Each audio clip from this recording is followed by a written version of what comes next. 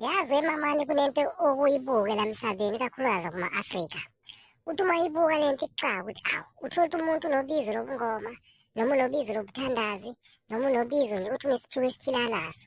Athi umuntu ngiyakholwa mina, angiyihlanganisi namadimoni, mina ngikhonza uJesu. Bese uyazibuza ukuthi awu, lo muntu ubalekela ubizo lwakubo, ufuna ubizo lwasemzini yabantu. Lo muntu ubalekela uphondo lwakubo, ufuna uphondo lwasemzini yabantu. Ukuphi umehluko uthi into yakini awuyifuni, ufuna lasemzini yabantu?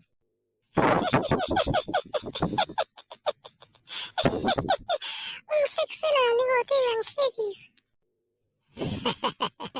Uyahleka, ngiyakutshela ngiqinisile. Uyazi nje abelungu bayazi ukuthi uma ukhuluma nge-black magic, ukhuluma ngamandla, ukhuluma ngobukhosi, ukhuluma ngobulida, ukhuluma ngomuntu omnyama. Umuntu omnyama is so powerful. Yingakho mama nithola umuzi nomuzi kunomuntu oshisa impepho. Umuzi nomuzi unomuntu oshisa impepho engamele lowo mndeni. Okusho ukuthi umuzi nomuzi kunenkosi, kunenkosana, kunenkosazana. Ubukhosi bebuqala nje ekhaya phakathi. Basiphuca abelungu, basiphuca. Yazi inkosi ovele ube umfundisi ngenkosi. Wena muntu othithwa njengenkosi. Inkosi le yabo babamkhulu ayisahlonishwa manje, ilahliwe, ayisathathwa nanokuthi yini, ibizwa ngamadimoni inkosi yabo babamkhulu. Yazi siphethwe ngempondo, phela impondo eziba siphethe ngazo bathi uJesu mabesho. Yazi uqinisile, yazi imizi nemizi kunomuntu okuthiwa unobizo. Kusho umuzi nomuzi kathi unesangoma sawo esibhekana ney'nkinga zalowo mndeni. Umuzi nomuzi unesingoma sawo, umuzi nomuzi unomuntu oshisa impepho. Imindeni ayisazwani, ixabene, omunye uthi yena uthatha uJesu, kwalowo Jesu khona ayixazulula iy'nkinga zomndeni, iy'nkinga ziningi. Futhi impela esakuwabona yithina abantu amnyama.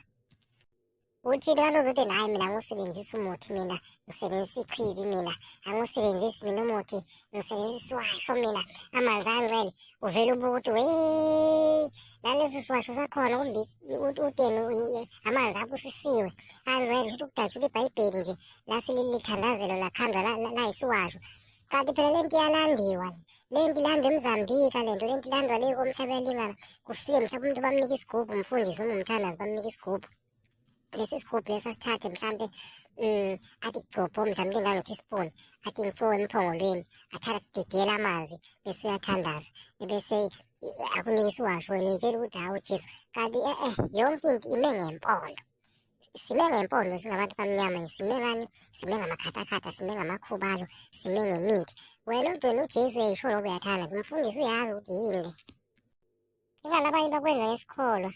Umuntu evele akuthandazele ikhokha akunika athi hhayi, hamba uyophila.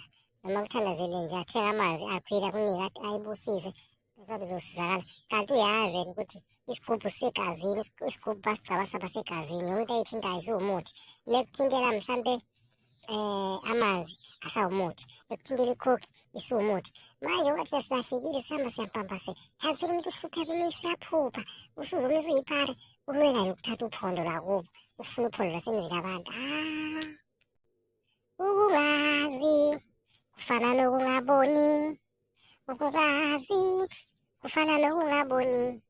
Indlovu ungama ngaphansi kwayo, uzitshela ukuthi isihlahla ithunzi. Uma ungazi ungabambelela wemamba, uthi induku ukungazi.